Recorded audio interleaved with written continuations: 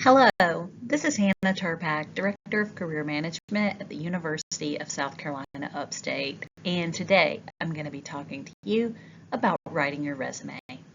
Before we get started, I want to remind you who Career Management at USC Upstate is in the first place. Here you see me, the director, Hannah Turpak, along with two of our career advisors or counselors, Ms. Marley Bickley, who is at the Johnson College of Business and Economics, otherwise known as the George, downtown, Ms. Georgia McClintock, who is primarily on main campus, serving all students, along with Mr. Tim Driscoll, who is the official internship coordinator for the university. In this slide, you also see a list of services that we provide to our students, as well as to recent graduates. And this list isn't exhaustive.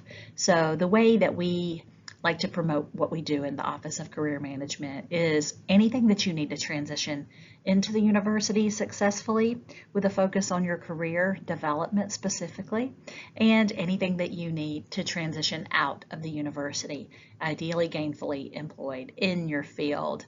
Coincidentally, on this slide, the QR code that you see is a link to making an appointment with us.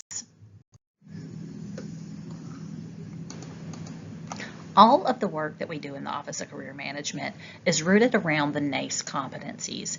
And NACE stands for the National Association of Colleges and Employers. And what this group is a consortium of colleges and universities from around the country, but also some of the biggest, most recognizable employers in the United States as well. Big, recognizable brands down to even small business, who every year get together to determine the critical career competencies that they want to see, those people who are making hiring decisions about you. So the career competencies that they want to see from this generation of new talent graduating from college or going into professional internships while you're still a student. So these 8 bullet points, these are the critical career competencies that we want to make sure as we're thinking about creating your resume that we're carefully communicating on that resume. But also, if there's some time before you graduate, you want to focus on developing these competencies so that you can translate them there again when you go to edit your resume after this first big final draft that you're probably putting together for your class. So let's talk about the typical parts of your resume as a college student. It would sure enough be easy to go and find a template online and just fill in the information into every single text box. However, most templates are bad, especially for the typical college student.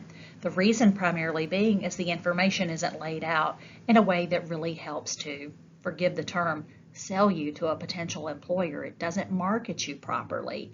A lot of you are full-time college students who are also working part-time to sometimes even full-time jobs. But the focus is on you as a student so that everything else that you're managing to accomplish, and oftentimes quite successfully, everything else comes after that education section. So then that employer sees this person is a student and look at everything else that they're doing. So we want to focus on what employers are looking for from you as a college student.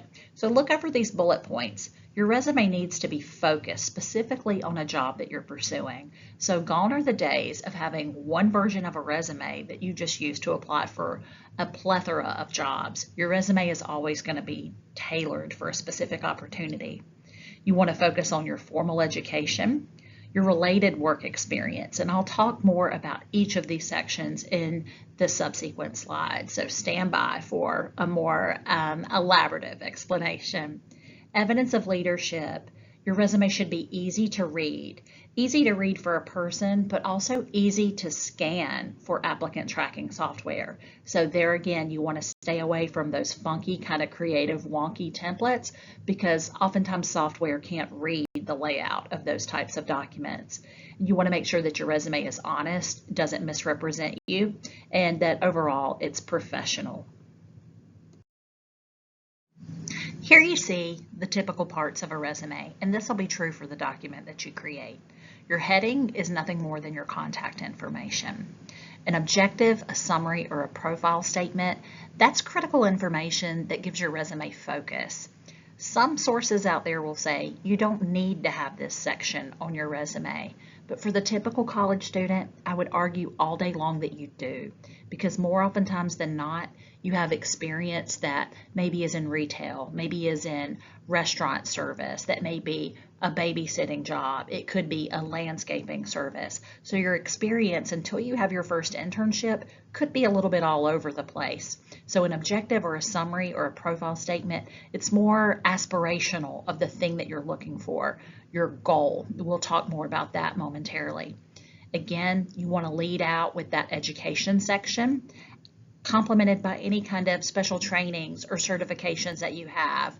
Upskilling is critical, and people are really looking for these kinds of micro-credentials now on your resume, so that's certainly something to consider. And with special trainings, a great example of that would be our Child Advocacy Studies program, for instance. They do a number of special trainings, and so those would all be important bits of information to include on your resume. A possibly related coursework section could be really helpful. Related is going to be your key word there, related to what you identify in your objective, summary, or profile statement. But having a section for related coursework is a golden opportunity for you to help market yourself when you're lacking experience in your field. It's a way of saying to a potential employer, hey, I don't have a lot of experience in this area, but I am taking these particular classes, so I'm familiar with the concepts, the theories, the principles behind what we may be doing, day to day in the workplace. So that can be really helpful, and you won't see that on a typical template that you go out and find on your own. Next, we want to highlight work experience, especially related work experience. So even if you've done something, let's say a year ago, and you're doing something now that isn't related to what you want to do, but that old job was, pull it out and put it first on your resume ahead of that more current experience. So you could have a related experience section and then a work experience or additional work experience section. Employers are always going to be looking for related experience. So hopefully, if that doesn't apply to you by the time you graduate, you're doing your due diligence to go out there and get an internship.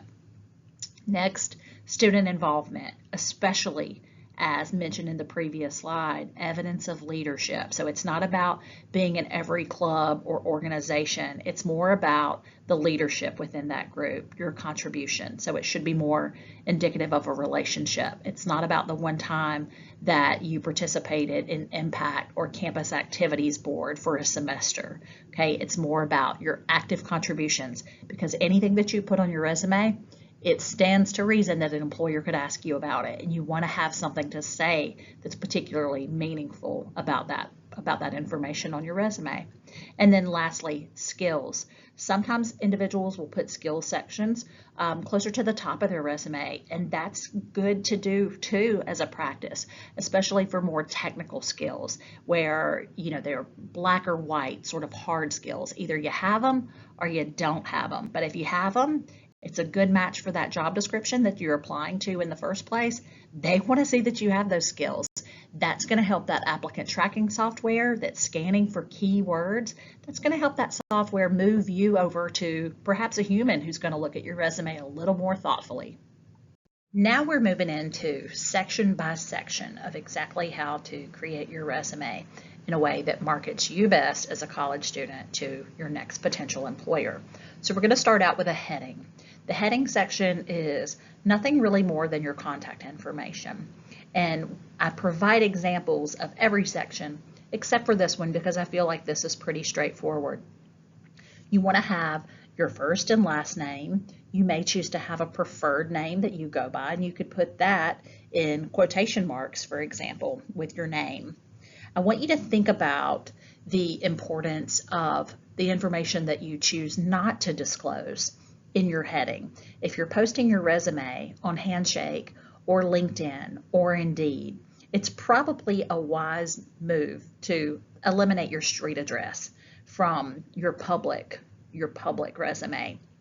You wouldn't want to disclose that, but you do need to include a current email address that you monitor often, as in at least daily, especially if you've started a job search. And that email address should be a professional email address. So anything that's old or outdated that includes, silly or personal nicknames, you would not want to use that email address. I want you to be mindful too about any numbers associated with your email address. A lot of times individuals will choose the year that they were born. And if an employer takes about 7 seconds the minute you walk in the door for an interview, that's true for anybody. 7 seconds is all you have to make a first impression. You don't want to create a situation that could promote bias before you even meet an individual. You don't want people thinking, this person is X years old, for instance. So think about what email address you'll use.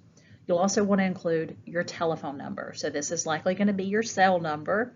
And what I know to be true, and at least is true for me too, I don't often answer a number that I don't recognize. If you're actively applying for jobs and internships, you need to answer every telephone call that you get. But if you're not going to be able to catch a call, your voicemail needs to be cleared out. It needs to be set up. And it also needs to include a professional voicemail message. Ideally, it should be your voice. Sometimes employers will not leave a message if they can't verify that it's actually your number that they're calling. So think about that. So typically contact information on a resume these days is going to be nothing more than your name, your email address, and your phone number. But something else that you should consider including is your LinkedIn profile address. And you can actually go into LinkedIn and edit your profile URL so that it's shorter and a little bit friendlier for your resume. Here we have an objective, a summary, or a profile statement. An objective statement is important for a typical college student to have on a resume because an objective statement helps to give your resume focus. An objective is simply a goal statement, what it is you aspire to do, your reason for having that resume to begin with. A summary statement or a profile statement generally is used for an individual who perhaps has prior experience in a field, who maybe they're back in school because they're shifting careers, and so they're hoping to perhaps marry their past experience with the education that they're pursuing now in the hopes of becoming this next thing, this next career path. And a profile statement generally is just more of narrative structure that identifies, summarizes some past experiences, some strengths or skills, and some interest. So summaries and profile statements tend to be wordier and used more often when an individual has some experience already in a field or in a professional type role that lends itself to what they're going to be doing next. An objective statement, that's usually very student friendly and again helps to give your resume focus. So let's look at some examples. Here is a real example of a recent spring graduate who used this version of his resume to land a job working in content creation and editing with the NBA. So welcoming, warm, and engaging college senior completing a degree in communications and seeking a full-time entry-level position in a production or content creation adjacent role following graduation in April 2024. Skills include the ability to think expeditiously and work in a timely, diligent manner.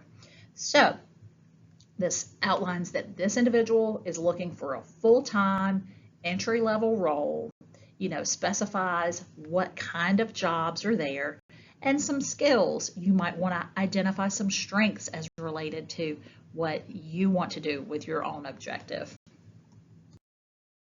We're going to talk about the education section next, and that should be really paramount on your resume, probably above your experience section, unless you're applying for a job that is totally in line with your existing experience. So your education section may have additional parts to it. So I'll show you what some of those are in just a moment. You want to start with your USC Upstate education and work your way back. Be clear about what degree it is you're seeking. Some students don't know if they're pursuing a Bachelor of Arts versus a Bachelor of Science. Make sure you know. Third bullet, you certainly want to include when you expect to graduate. If you're applying for an internship, most internships actually convert to part-time job offers until you graduate.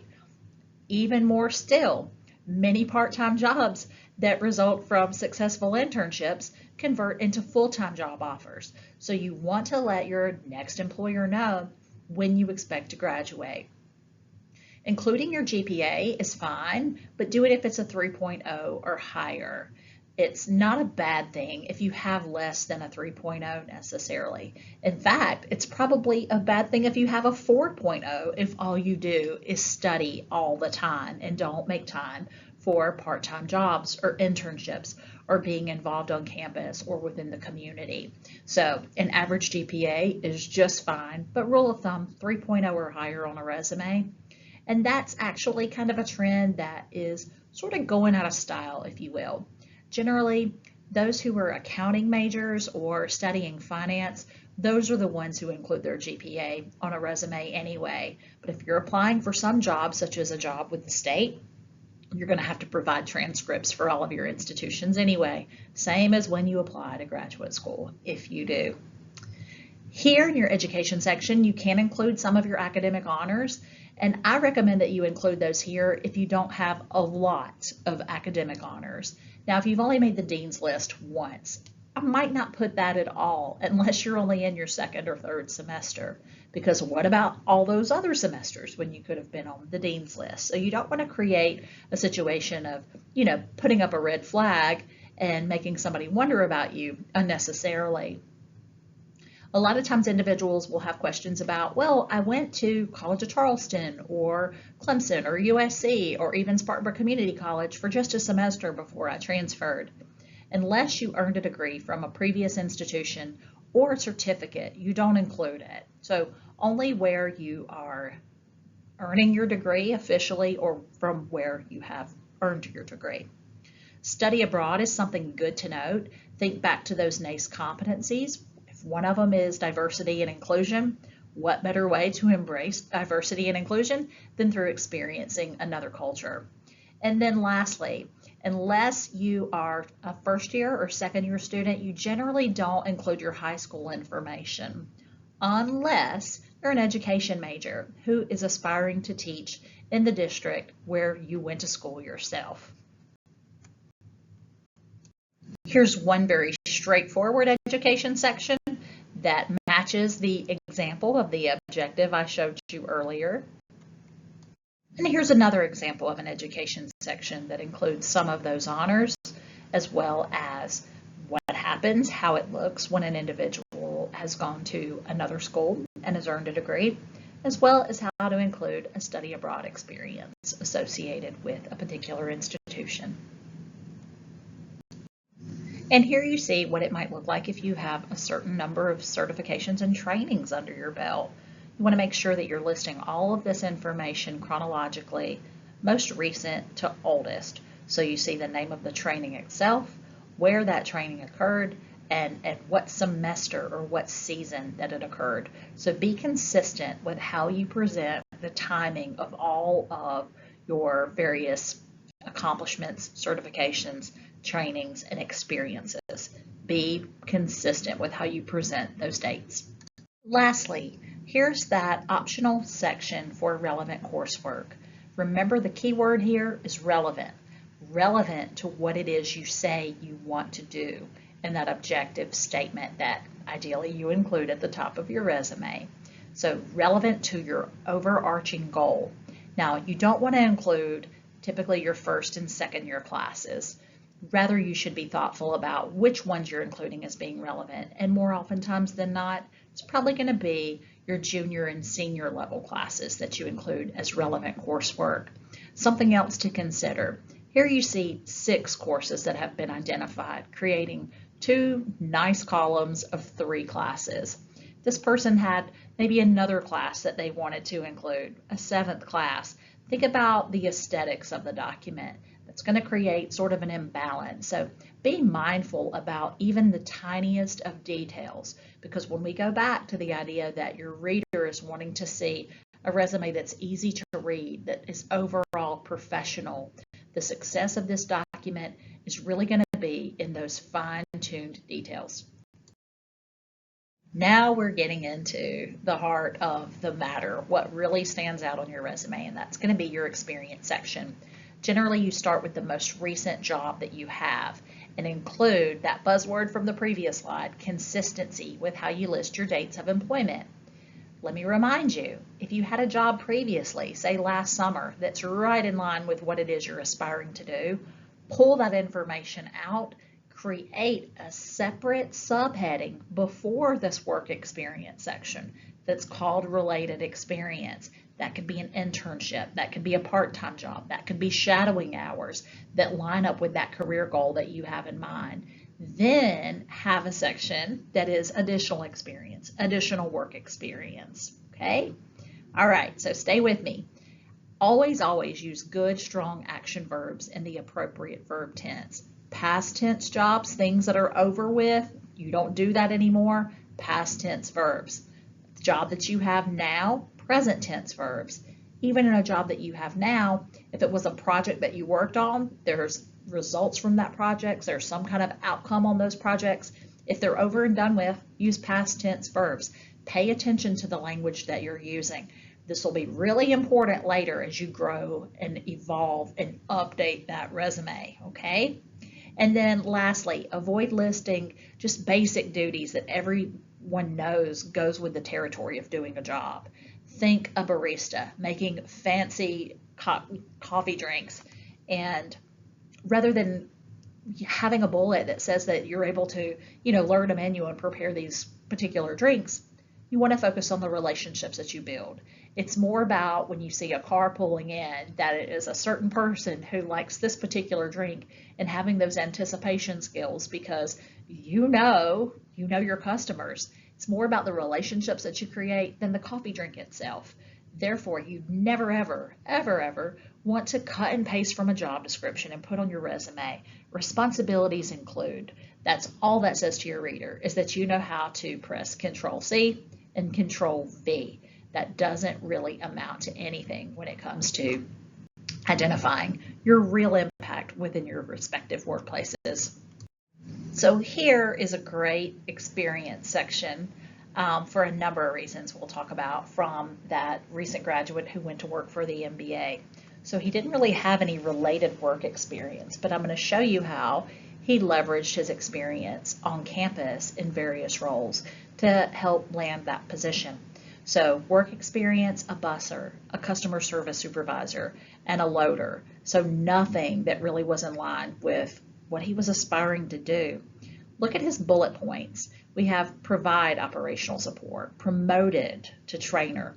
So see the difference between the past and the present tense? He used that past tense to highlight a key accomplishment. And he identified some key accomplishments from each of his jobs, at least one. And that shows somebody who's trying to improve upon their skill set, who wants to be the best at what they do. So, good, strong action verbs. Here's a pro tip for you to think about how to be consistent with explaining your experience sections. Where you see these bullet points, imagine the personal pronoun I. Just imagine I, but don't ever write I on your resume because it's just not, you just don't use personal pronouns on a resume. So imagine the personal pronoun I where you see a bullet point, and then everything else after that bullet point should read exactly like a sentence. So I trained more than 20 new associates. I honed skills and excellent customer service, critical thinking, problem solving, and teamwork. So this particular former student is playing up those NACE competencies, showing where they develop those skills that employers are looking for in a particular role that he had for 4 years, promoted to customer service specialist. And then lastly, his loader job very early on in his college career, worked third shift while managing a full load of college classes. Is time management important? You bet it is. So this particular individual doesn't have to say he has time management skills. He's showing us that he does in his resume. Here's a second example where someone created a section for related experience. So this particular former student was a psychology major with a child advocacy studies minor, and this individual was aspiring to go to graduate school for a master's degree in social work, working with young people. So related experience, took a teen counseling job, pulled that out, as well as a child care coordinator volunteer counselor job with the YMCA. to show their contributions that are related to their goals. Again, you'll see good, strong action verbs in the appropriate verb tenses.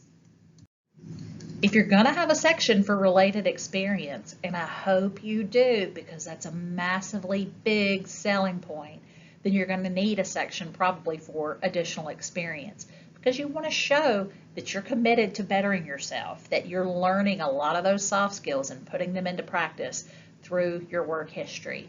So an additional experience section for somebody who's aspiring to work with young people by going to graduate school for a master's in social work. Here's working with us in the Office of Career Management as a career coach, and then as a server. Serving experience, don't underestimate the value of that. A lot of the people who are going to be making hiring decisions about you have worked in hospitality, so that helps to create kind of an affinity bias, if you will. Not all bias is necessarily bad. It can be that we have things in common and then we become more partial to you, perhaps over somebody else who is earning your same degree. Most students at USC Upstate are multidimensional and involved in a lot of on-campus positions and volunteer opportunities out in the community. So just how you structure your work experience section, you want to list your most recent involvements to your oldest with dates.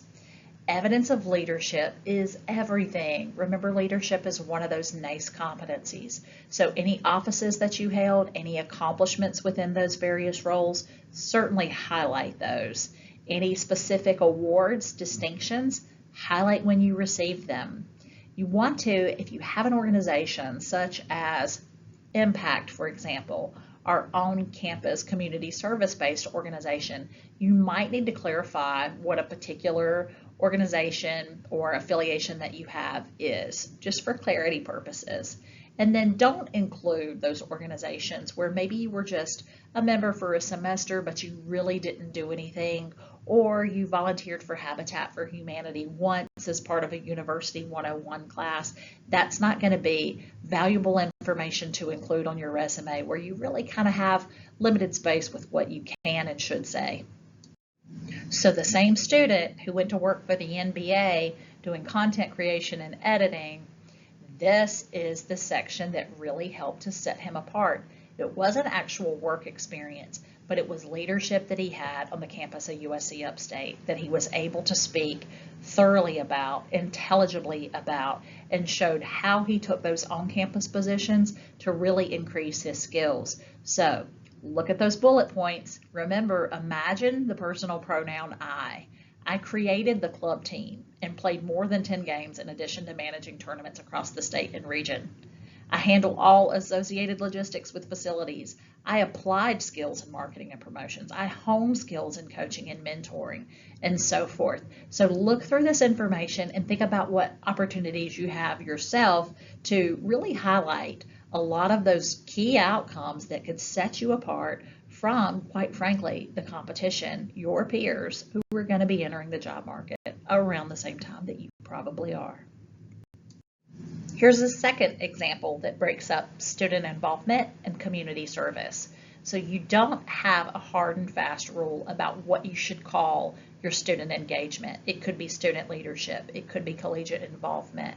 It could be student involvement. It could be community leadership, community engagement, just leadership, student service. Whatever fits you best is what you should call it. That's why, again, reason 3,440, why most templates are bad. You aren't a square peg that's trying to fit into somebody else's round hole. This document should be unique to you. You should be creating a resume that could only be absolutely, without a doubt, unquestionably yours. Okay, so student involvement and community service.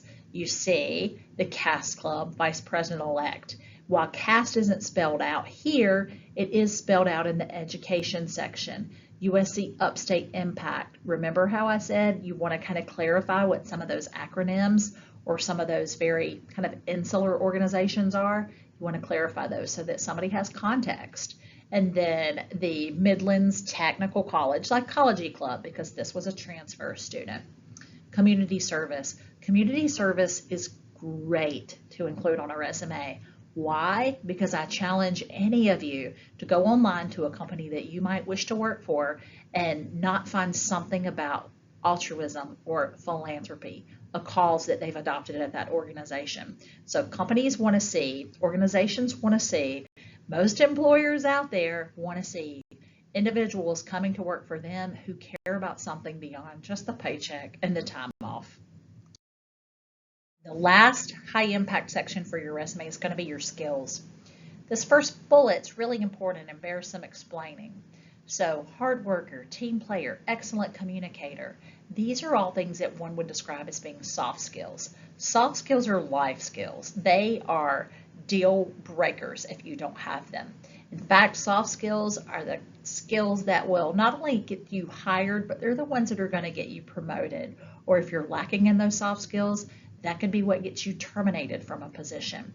They don't need to be listed, but rather they need to be contextualized within your bullet points. Remember that example I showed you in the collegiate leadership section where that student highlighted that they really cultivated their problem solving and their communication skills while serving in a role on campus that was not even a paid opportunity? So contextualize those soft skills. Specify your levels of proficiency with technical skills using words like highly skilled, proficient, and adept. But a word on saying you're proficient in Microsoft Office, unless you really know how to leverage Excel, and I tell you to create a pivot table for me. You don't know what that means? Guess what? You're not proficient. Maybe you're adept. Maybe you're highly skilled, but proficient, you're not. And then language skills are a plus. It blows my mind the number of students at the campus of USC Upstate who were multilingual, who fail to put that on their resume. Every time you have another language under your belt where you are bilingual, trilingual, multilingual, you double and triple your job market. So think about the impact of knowing additional languages besides the one you were growing up with speaking. Here's one example of what that could look like. And this is our friend from the MBA who did include some hard skills such as video editing, but then also some of those soft skills blended in such as team collaborator. So again, there's not one right way to go about presenting this information, just as there's an infinite number of wrong ways to go about presenting the information. Ultimately, you need to choose what's right for you and what looks good on paper for the particular position. It would behoove you to go through and read and reread and really internalize the job postings for the jobs that you really want. Learn that language and match that language on your resume, but you don't want to falsify anything. And a second example of skills that really just highlights some hard skills. Intermediate Spanish, indicating conversational. Highly skilled in SPSS and Tableau. So this person is going to graduate school, so they want to show that they know how to manage information well. And proficient in Microsoft Office, including Excel. Proficient, meaning they can do those pivot tables, right? I don't expect anybody to be able to read all of this information here, but I do want to show you for that visual, because when we're talking about crossing our T's and dotting our I's, all these bullets are in alignment. Every bullet point leads out with a good, strong action verb. There's consistent spacing between our information. Things that are bold and things that are italicized. It's consistent with how that information is presented. So if I'm an employer and I'm reading your resume and giving you that whopping 30 seconds, again, it needs to be easy to read, laid out perfectly. Okay, so I don't want to have to search all over a resume for longer than a few seconds to find the information that I'm looking for. So those clever layouts that you might find on other places like Canva, for instance, while they're pretty, while they're unique, that's not necessarily the friendliest for a potential employer. Now you have this whole draft of your resume created. Here are some final pro tips or pitfalls for putting together a resume. If you're going to be going to an in-person event, including a career fair or an interview, you want to have multiple copies of your resume ready, and ideally they're printed on resume paper. We have plenty of resume paper available in the Office of Career Management, and I'll tell you at the end of this presentation just how to go about procuring that, where to locate us. Never ever on your resume say references available upon request. That's very outdated and passé and a waste of valuable real estate on your resume. Instead, you'll have a separate sheet that's set up exactly like your resume. That's your reference page. Okay, so same heading as your resume, but only your references are there. Nothing, no mention of references on your resume. When you are applying for jobs, a cover letter could be optional. If you really want that job, you really should write that cover letter. An employer may not even read it, but if you didn't write it, they may pass you up because they may perceive you as being lazy or not really interested in that opportunity. So you're going to have a cover letter, a resume, and a reference page. If you're using Calibri on your cover letter, use it on your resume, use it on your reference page. Having one document in one font and your second document in another font and another font still for that reference page is a lot like going out in plaid, polka dots, and stripes. You're just doing the most. On a resume, leave out personal information like hobbies, unless you're an aspiring teacher. If you want to include your hobbies on a resume, where perhaps you're going to go work at Boiling Springs High School, just as an example, and you like to do yoga, well, maybe there's a yoga club, and you might just be a little bit more hireable. They may be a little bit more interested in you if you showcase your hobbies, because everybody needs to feel a sense of belonging. And then with our example that we used previously with the MBA, it was a big draw to the MBA that this particular student started our basketball club at USC Upstate. If you're sending your documents electronically to an employer, send them as a PDF file if that's an option.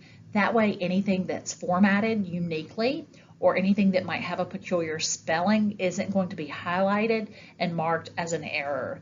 Nothing's going to get shifted in the reformatting to where it looks different on their screen versus yours. If you're sending your resume to me or to your instructor for feedback, it's always best to send it as a Word document so that an individual can give you feedback in the margins. And then, lastly, be prepared to have multiple versions of your resume because it needs to be tailored for every single job for which you're applying. I know that's laborious.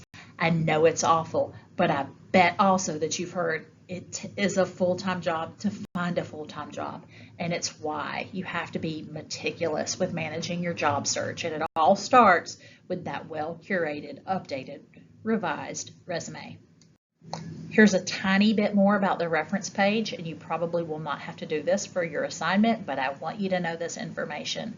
Your reference page is going to have, again, that same contact information as your resume, same font that you used to create that resume, and then 3 to 5 individuals who are not going to be personal contacts of yours. They shouldn't have your same last name. These should be individuals who can speak to your work, the quality of your work ethic, how you are to work with, okay? So you might choose professors, you might choose a current supervisor, you might choose a past supervisor. You as a college student want to be really responsible in how you manage relationships because it's harder to find those references and find those people who are willing to write a recommendation for you, and that is a totally different thing. Recommendations are different from references. So find those people who can speak to the quality of your work, to the quality of your character, and they shouldn't be professional contacts to serve as your references. You absolutely want to ask permission of your references once they know that you're listing them. Let them know, call them, text them, email them, and say, I'm applying for positions now, I'm getting ready to graduate. Do you mind if I use you as a reference? That way, if I'm a reference for you and I get a call from an employer, I'm ready to respond. I know in my head already that I may be getting this call and I've already thought about the great things I want to say about you. So I hope you found this information helpful, and I hope that you'll consider the Office of Career Management not just as a place that has the tools, the resources, the information that you need, but we're your ally in helping you to navigate this critical part of your early career success. So we're located on the second floor of the library. Here are our office numbers. We provide free professional attire through the Career Closet in room 273. Our regular operating hours are standard business hours at USC Upstate. a couple of ways to make an appointment with us. One is by simply visiting our webpage, uscupstate.edu/career management. There you'll see a button that says request an appointment. Just fill in some information for us and we'll be back with you within 24 hours, usually very much on the same day. And then lastly, you can connect with us on the Spartan Hub as one of the service centers, and I'll show you what that screen looks like. So here we are on the Spartan Hub. Career Management is listed as one of your student service centers right there on the left-hand screen when you go to the Spartan Hub. There is that feature for you to request an appointment, but I've starred 3 critical areas for you that I think will be helpful. Resumes is number 1. Through our office, you have access to all kinds of resume templates. Now, I sound somewhat hypocritical because I told you most templates are bad. These have all been vetted by us, by USC Columbia, because they're really geared toward college students. These are the ones that are going to be friendlier for you to use rather than things that you might find online yourself because they're pretty or they seem easy or very functional. Probably none of those things are actually really true for the average recruiter who's going to be looking at you. Next, we have Handshake. That's our online job platform. You should accept your profile. It's already been created for you, so accept that it's there, upload your resume, and start looking for jobs. Handshake can be really really helpful because it is a national platform. So if you want to look for just jobs in this area within, say, 50 miles of Spartanburg, or if you want to look for jobs in Portland, Oregon, you can. Handshake gives you the ability to do that. And then lastly, starred cover letters and personal statements. We have a template for how to write your cover letter, the specific instructions of what goes in to writing a cover letter, as well as some information on starting a personal statement if you're thinking you might want to go to graduate school or professional school. So I hope that you've learned a lot today. Good luck creating your resume. I hope that you will reach out to us for any kind of feedback or anytime you need to revise your resume and just to kind of talk through the formation of those bullet points. You definitely want to reflect back on those NACE competencies because that's the cheat code of what employers are looking for. So you want to be sure that you're conveying those 8 critical career competencies in your resume. Thank you so much, and I look forward to working with you.